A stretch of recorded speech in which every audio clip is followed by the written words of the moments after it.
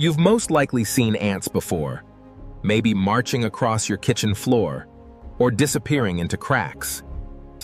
They look small and simple, but they're anything but. Some think ants are very simple creatures. They wander, steal crumbs, and get in the way.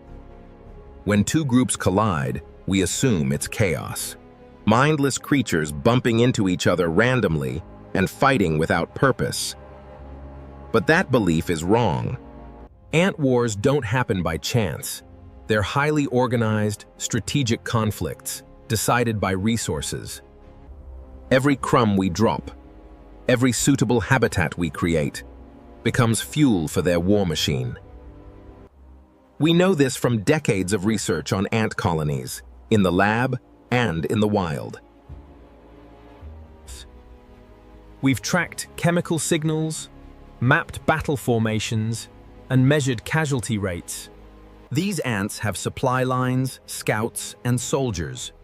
Winning or losing means long-term consequences.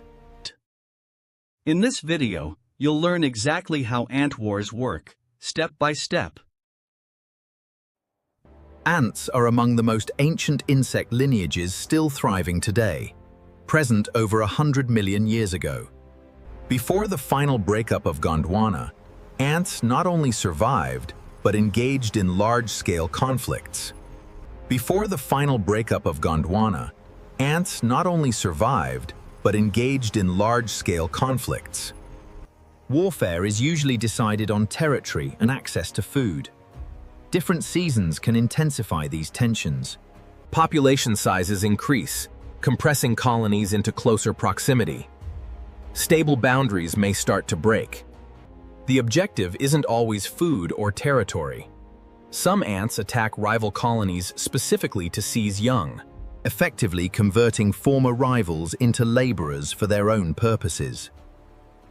If conflict begins, whether over territory, resources, or young, the outcome depends on the weapons each colony brings. The importance of these wars is reflected in the range of weapons these ants possess. Across lineages, we see powerful stings, crushing mandibles, and chemical defenses. Early ant lineages were shaped by pressure from other vertebrate predators, including reptiles, birds, and mammals. Many of these ants carried extremely potent stings, highly effective against large animals. These weapons were less efficient against other ants. As ants became more ecologically dominant, their greatest threat changed.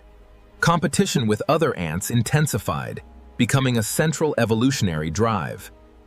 In response, some lineages reduced or even lost their stings. Now, many ant species possess highly specialized weaponry, remarkably effective against other ants, though less so against mammals. The type of weapons varies widely from species to species. The ant's chemical arsenal ranges from acid-based toxins to venom that can paralyze or kill. The most widespread chemical weapon is formic acid, produced by around 30% of all ant species. They spray this acid at enemies to cause intense irritation, tissue damage, and even temporary blindness. What makes this chemical weaponry especially interesting is that these chemical solutions did not evolve together. Similar forms evolved independently, each arriving at its own solution to overpower rival colonies. This shows how central conflict has been to ant evolution. Physical combat remains as important as chemical weaponry. Biting is almost always involved, and ants frequently cooperate during attacks. Workers may pin down an opponent, while others dismember it. Some species have evolved even more extreme adaptations, like an enlarged internal gland. Under enough pressure, this gland can rupture, causing the ant to explode and release a toxic substance.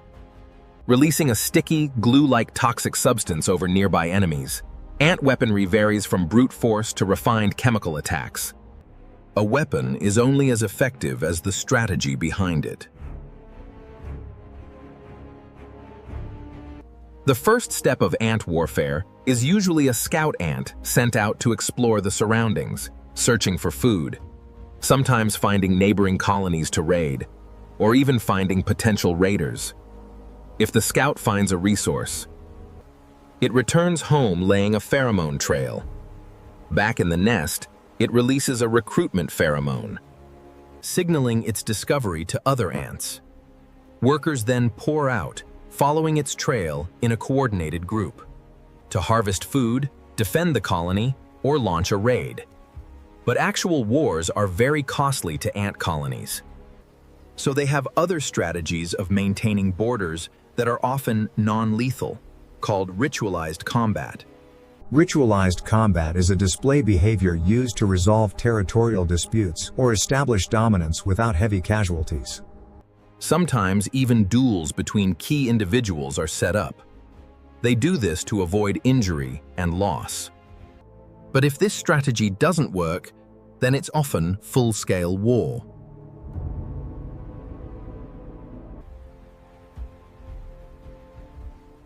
Warfare in ants generally follows a few main strategies. Some species rely on specialized fighters whose primary role is combat. These individuals are part of the workforce. Unlike ordinary workers, they're morphologically and behaviorally adapted for defense. These soldiers often have larger bodies, or disproportionately large heads and mandibles. When a colony is under threat, these soldiers move to the front lines. Defense is their primary role, and their anatomy reflects that function. Another strategy is to deploy large numbers of workers to overwhelm their opponents with sheer numbers. Other ant species rely on escape rather than combat. For example, the fungus-growing ant, C. longiscapus, is poorly equipped to defend itself against raiding ants. When attacked, C. longiscapus abandons the nest, carrying whatever young or fungus it can, and flees to safety. However, megalomyrmex ants counter this tactic by capturing fleeing workers and removing them from the nest, preventing them from rescuing resources. Other species arrange themselves into formations. Phalanxes are tight military formations of infantry, famously used in ancient Greece.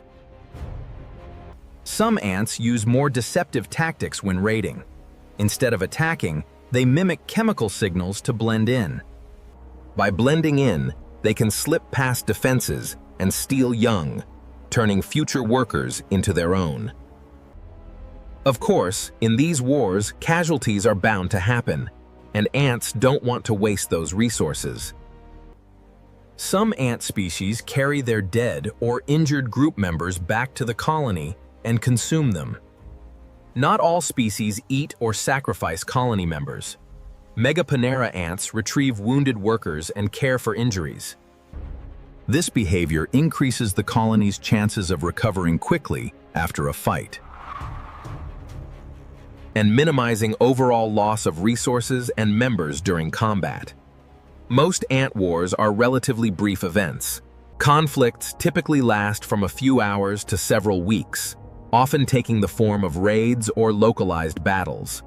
Even the largest battles are limited in duration, as colonies regroup, recover, and return to normal activities. However, some invasive species of ants can participate in warfare for years, resulting in tens of millions lost. The largest world war of the ants right now is invasives versus natives. When ants are introduced to new habitats by humans, they can expand rapidly, reaching population densities far beyond their native ranges. These invasions can cover immense areas, sometimes spanning thousands of square kilometers. The success of these invasive ants is closely linked to a trait called unicoloniality. Unlike typical ant colonies, where chemical signatures distinguish group members, many invasive ants have lost this ability. So ants from different nests within the same species treat one another as colony members. They don't fight.